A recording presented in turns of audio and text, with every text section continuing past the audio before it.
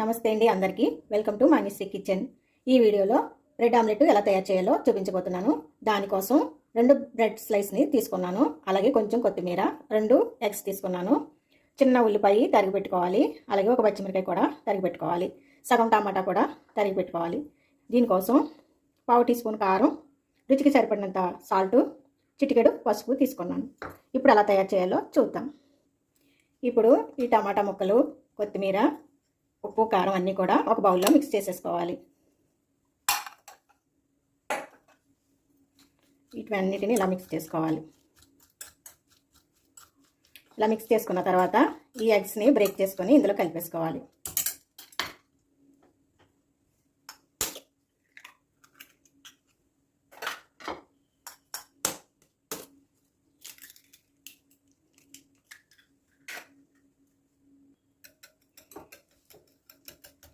ఇప్పుడు దీన్ని బాగా బీట్ చేసుకోవాలి.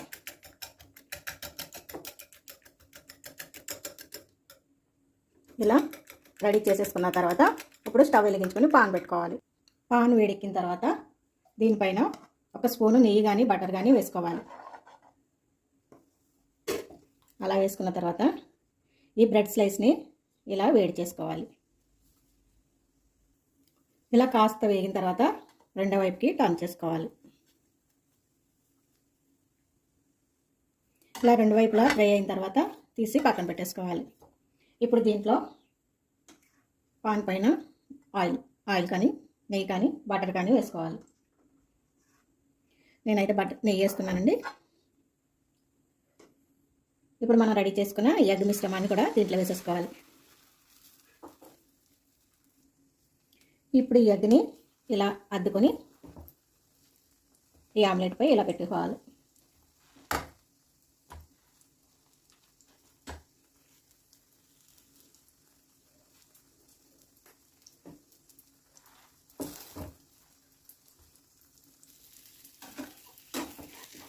ఇప్పుడు ఈ ఆమ్లెట్ని టర్న్ చేసుకోవాలి.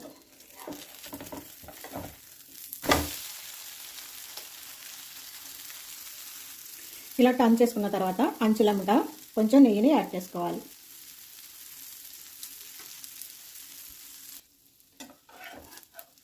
తర్వాత సైడ్ ఉన్న ఆమ్లెట్ని ఇలా మర్చుకోవాలి స్లోగా.